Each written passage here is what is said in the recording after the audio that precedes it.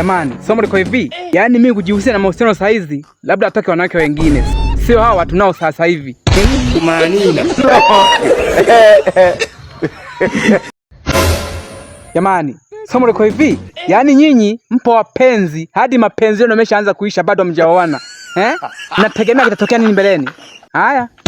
Manina. Jamani, somo liko hivi. Hivi nyinyi ambao mpo single, ikitokea siku umekufa, atatutaarifu nani kwamba umekufa wewe? Hebu tafuta mwenzako bwana. Manina.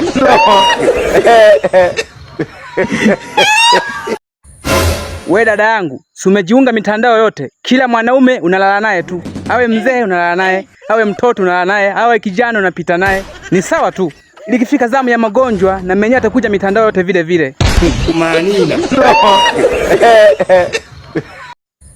Alafu nyewe wanawake tuambie ukweli tu. Somo liko hivi, huu mwaka hatubebani kizembe kizembe. Fanyeni kazi na nyie, msipende raha tu kama maiti. Manina.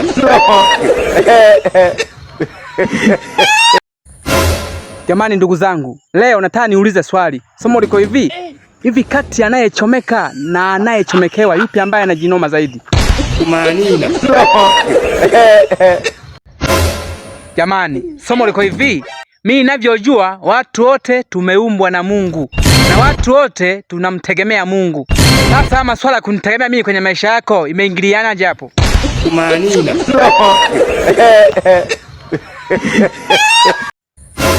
Jamani, somo liko hivi, yaani mimi ninavyojua tukiachana tu, tuachane kamili kabisa.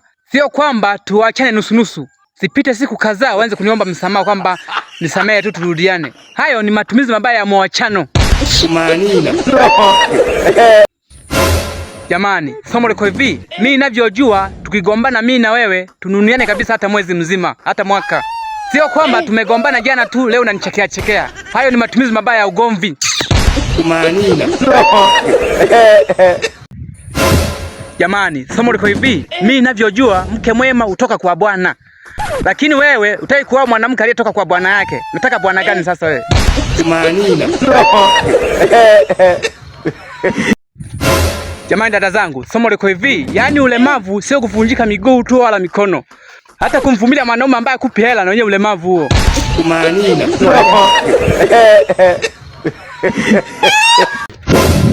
Jamani, somo liko hivi, eti huu achana wanawake utaambukizwa magonjwa. Umejuaje kama mimi ndo nawaambukiza?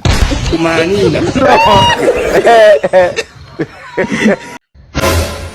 Jamani ndugu zangu, leo ndo nimeamini urafiki ni bora kuliko ndugu. Somo liko hivi, yaani mke wangu amejifungua katoto kanafanana na rafiki yangu. Manina.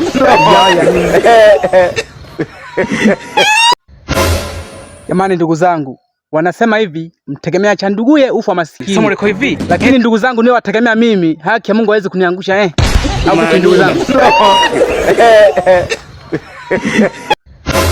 Jamani, somo liko hivi, yaani jirani yangu mimi tunasaidiana mambo mengi sana. Leo nimemkuta chumbani kwangu anamsaidia kumvua mke wangu nguo. Manina.